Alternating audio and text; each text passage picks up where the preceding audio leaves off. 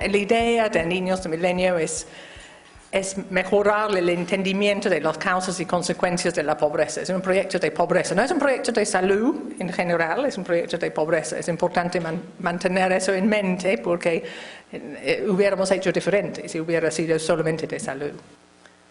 Queremos examinar cómo los políticos afectan el bienestar de los niños y así contribuir a entender futuras prácticas y políticos, ¿no?, para reducir la pobreza. Primero, en temas de salud y nutrición, hemos tenido mucho interés en seguir el crecimiento de los niños, ¿no? ¿Por qué nos interesa? Porque sabemos de que una baja estatura es un indicador de muchas deficiencias, muchos problemas nutricional, de ambiente, incluyendo de su gestación, que afecta el niño. Entonces, por eso nos interesa, ¿no? ¿Cómo hemos medido? Hemos usado antropometría como la gran mayoría de estudios. ¿Cómo hemos analizado? Bueno, como mencioné, nuestro interés específicamente ha sido, bueno, en el Perú ha sido dos, pero en general en los países el crecimiento lineal en los primeros 1000 días ha sido un interés para entender los factores que están fluyendo en eso, ¿no? Como igual que en ENDES o en los indicadores del país, usamos el indicador de desnutrición crónica como un indicador de capital humano y cómo va el país en términos de poder dar las mejores condiciones para que los niños crezcan a ser adultos con todas mejores posibilidades en términos de educación, trabajo y mismo ser padres ellos mismos. Estamos interesados también en obesidad y sobrepeso porque en todos los países, los 4 países, pero especialmente en América Latina y en Asia, hay un aumento en la cantidad de gente que tiene sobrepeso y obesidad, y eso es desde el inicio, ¿no?, desde las primeras edades. Y eso porque está aumentando, aparte del problema de ser obeso, hay un problema de alto riesgo de enfermedades crónicas no transmisibles, ¿no?, que es un problema también en el Perú y que tiene consecuencias económicas de salud pública. ¿Cómo hemos hecho las medidas? Como digo, mayormente hemos hecho, más hemos hecho peso y talla, que estoy seguro que todos ustedes conocen. En la primera ronda, en Perú solamente los supervisores hicieron el peso y talla para tener un mejor control sobre la calidad. Hicimos usando todas las técnicas que estoy seguro que ustedes conocen para medir los niños. Ronda 1 fue talla echada con los balances, usamos balances de plataforma digital, que en la práctica son lo único que realmente lo puedes hacer. También hicimos pliegues en las madres, que es un dato que no ha sido usado mucho en realidad, pero hicimos pliegues del tríceps.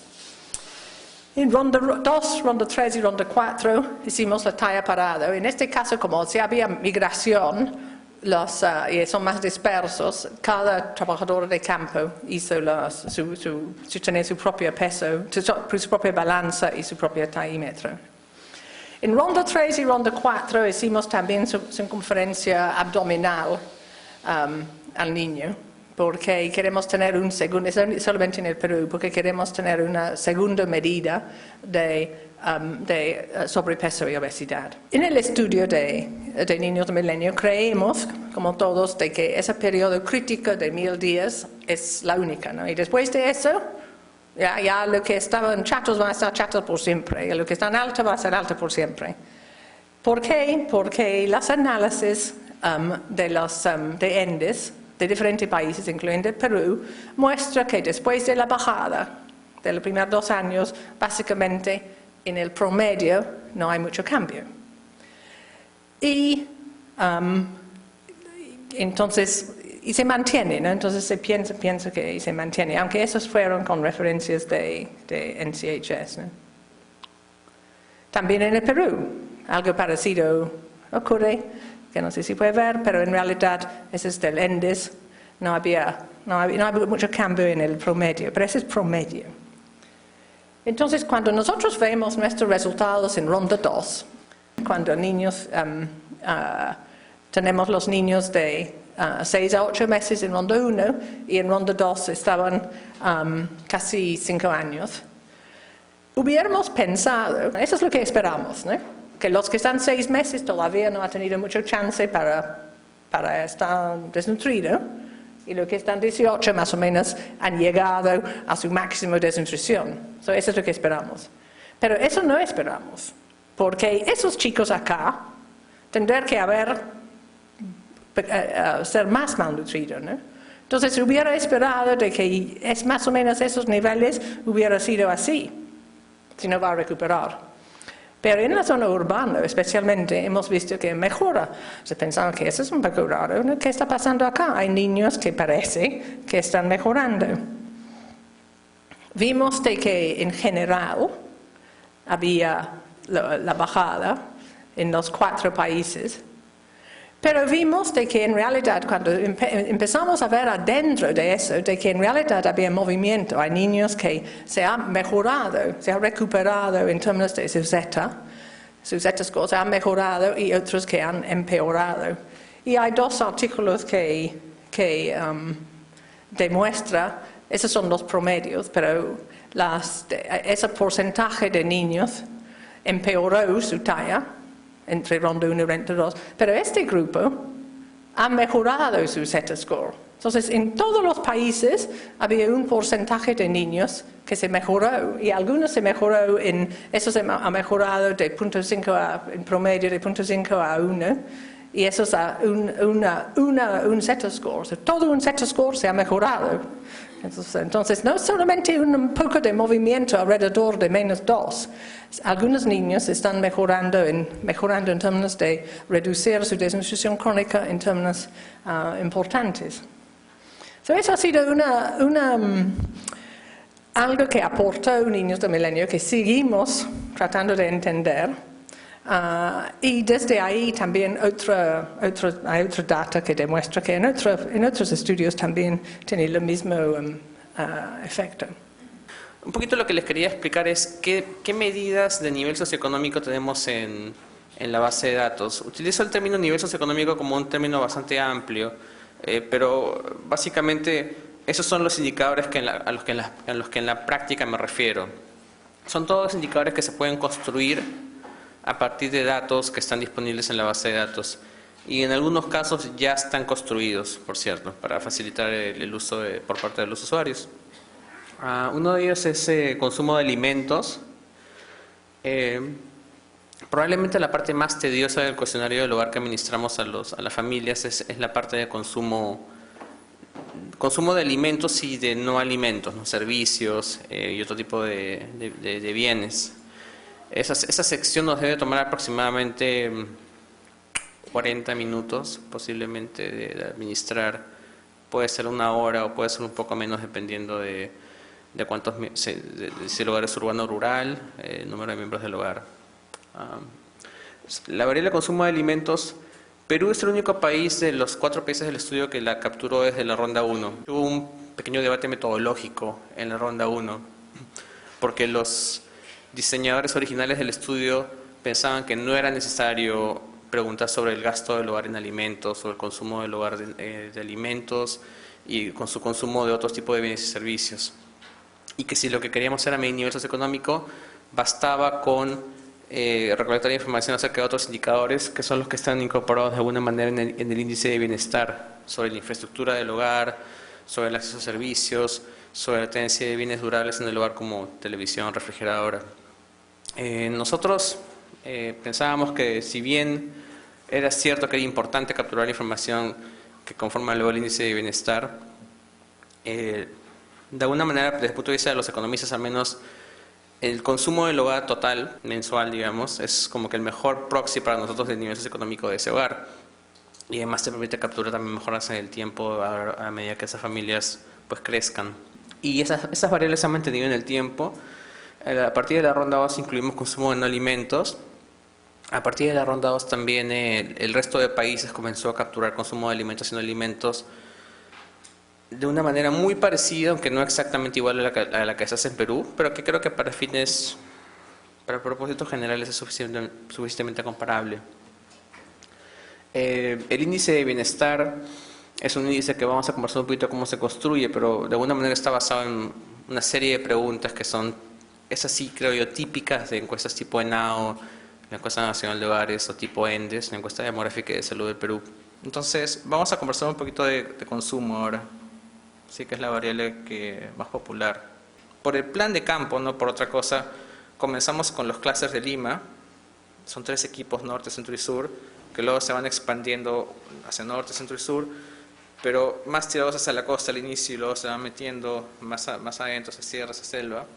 Comenzamos en zonas más urbanas y terminamos un poquito en las zonas más rurales. Y claro, entonces cambia mucho la manera en que se construye esa sección en zonas urbanas y rurales, ¿no? En las zonas rurales el tema del autoconsumo es mucho más importante y es un reto, ¿no? Preguntar aproximadamente cuánto vale lo que has consumido de tu chacra, ¿no? Es todo un reto. Quizás lo que es más difícil en campo es que, si se dan cuenta, nosotros agrupamos los alimentos de alguna manera razonable, pero los agrupamos al fin y al cabo, ¿no? O sea, hay una situación donde creo que agrupamos carne y pollo, estoy casi seguro que los agrupamos. Entonces, pero claro, luego en campo lo que el encuestador tiene que hacer es, tiene un blogcito y va preguntando, ¿no? ¿Cuánto consumiste de carne? ¿Cuánto consumiste de pollo? Perdón, ¿cuánto gastaste, ¿no? ¿Cuánto gastaste los últimos 15 días de carne, de pollo? Y luego ellos tienen que hacer la suma de todos esos ítems y luego nos reportan la suma, ¿no? Para los economistas es suficiente de alguna manera. Para alguien, por ejemplo, como Mary Penny, que está muy interesada en ver qué consume exactamente el niño o el hogar del niño, es una pérdida, ¿no? O sea, yo hubiese preferido que en algunos casos vayamos al detalle, ¿no? Y la razón por la que no lo hacemos es porque es muy costoso, o sea, toma demasiado tiempo, ¿no? Ahí cuando conversamos sobre las diferencias con la ENAO, esa es una, ¿no? O sea, agrupamos el consumo de alimentos. Pero salvo eso, se parece bastante. Lo que literalmente tratamos de capturar es lo consumido en los últimos 15 días. Sea que hayas gastado, que hayas comprado previamente, que sea autoconsumo, que te hayan regalado, etcétera, ¿no? Y Perú se diferencia de los otros países en que creo que los otros países no preguntan tanto detalle, básicamente. Pero a partir de esa información, hay por lo menos 4 posibles definiciones que simplemente ustedes jugando con los datos podrían hacer, porque está todo disponible en la base, ¿no? Podrían construir el gasto del hogar en alimentos al mes. Cuando digo al mes, es básicamente 15 días multiplicado por 2. O sea, simplemente multiplicado por 2. Pues, es lo que hacemos en la práctica, ¿no? No es muy sofisticado, pero es razonable. Y si haces eso, te sale que en la muestra el gasto del hogar en alimentos promedio es de 460 soles en la ronda 3. Eso es nominal. Pero hay hogares que no gastan, como habíamos conversado, ¿no? O sea, hay hogares que... Bueno, una opción por ahí es que sí sea error de medición y que el hogar sí haya gastado, ¿no? Pero si ven son muy poquitos y son zonas rurales, de las zonas más pobres de Sierra Sur. Entonces también tienes la otra variable, que es el valor de lo consumido de otras fuentes. Esto incluye autoconsumo de chacra, de negocio, de regalos, que te hayan pagado con alimentos. Y eso es en promedio de 120 soles al mes. Evidentemente hay muchos hogares que no tienen consumo de ese tipo, por eso es que algunos tienen 0, ¿no? Tienes el valor de lo no consumido. O sea, ¿se recuerdan esa pregunta que preguntábamos? Has comprado pero no has consumido. ¿Cuánto es el valor de lo que no consumiste? También tenemos esa variable. Esa es agregada para los 30, me olvidé de decir, esa es agregada para los 35 ítems, evidentemente, ¿no? Sumamos. Y la variable que utilizamos... bueno, luego hay que ajustarla en términos reales, dividir entre el número de miembros del hogar, pero eso es un aproximado, es A más B menos C, ¿no? Acá sí no hay nadie que consuma 0, porque incluye autoconsumo, o sea, más o menos te das cuenta de la verdadera relación, ¿no? Y es 568 soles promedio mensual, ¿no? Entonces, de hecho, en alguno del reporte de la ronda 4, por ejemplo, más o menos mostramos la evolución del consumo de alimentos de ronda 1 a ronda 4. Porque esa regla la tenemos para todas las rondas. Si ves en términos reales es una importante mejora en el consumo de alimentos de los hogares, pero de nuevo, ¿no? O sea, es en parte esta sociedad que eran familias muy jóvenes que ahora ya son mayores y ganan más plata, migración, una serie de razones, ¿no? Podría ser también Juntos, ¿no? El programa Juntos también debería tener un rol aquí.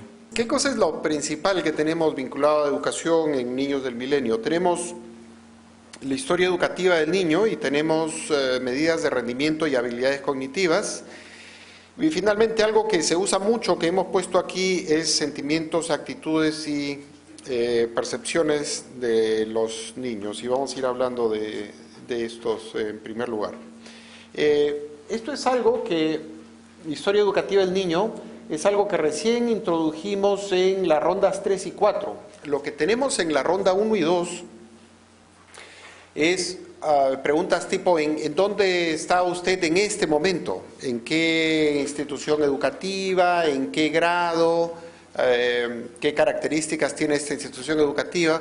Pero luego de hacer esto, cuando estábamos armando la ronda 3, nos dimos cuenta de que no nos daba una visión completamente dinámica, digamos, de la evolución de estos chicos, porque no sabíamos, en el caso de los chicos de la cohorte mayor, si habían tenido preescolar o no, o qué había pasado en todos sus años, y en el caso de la cohorte menor y mayor no sabíamos qué había pasado en los años en el medio. Entonces, hicimos algo que metodológicamente puede tener algún sesgo, que es preguntarles por la historia educativa de los diferentes años. Entonces, si ustedes ven aquí, bueno,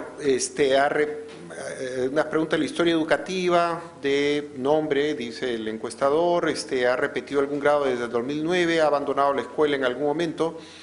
Y entonces aquí vienen las preguntas para cada año, si asistió más de 6 meses a algún centro educativo, está actualmente matriculado ahí. El criterio es que si estuvo más de 6 meses, lo consideramos un año, digamos, ¿no? Si era, en qué grado estaba, que es esta la segunda, qué tipo de centro educativo es, y entonces había una tabla, claro, estatal y no estatal son las principales categorías, pero hay otras que pueden ver en la encuesta.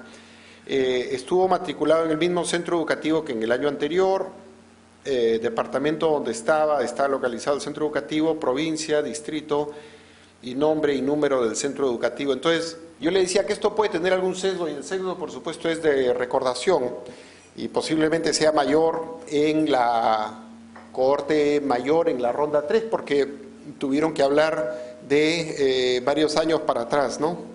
Pero, en fin, ahí están los datos y nos permite comparar entre cohortes y ir viendo la evolución de cada uno de los grupos, ¿no? Entonces, existe un cuadro que nosotros valoramos. Bueno, ok, ¿qué cosa es lo que hicimos? Medidas, ¿qué cosa es lo que hemos tomado? En la ronda 1, en la parte cognitiva se les tomó el Raven. En la ronda 2 introdujimos otra prueba en el lado cognitivo, sustituyendo un poco el Raven, porque, como le decía, hubo dificultad para entender el Raven, sobre todo en zonas rurales de algunos de los países, tomó mucho tiempo. Y entonces hicimos algo que también no está libre totalmente de críticas, pero que les explico, que es el test de vocabulario de imágenes del Peabody. Si ustedes van en su hojita de nuevo a la parte final, donde dice prueba Peabody. ¿Alguien conoce el Peabody? No. Ya no quieren levantar la mano porque después les pregunto, ¿no? Bueno, el Peabody, miren, ustedes ven ahí barco, por ejemplo.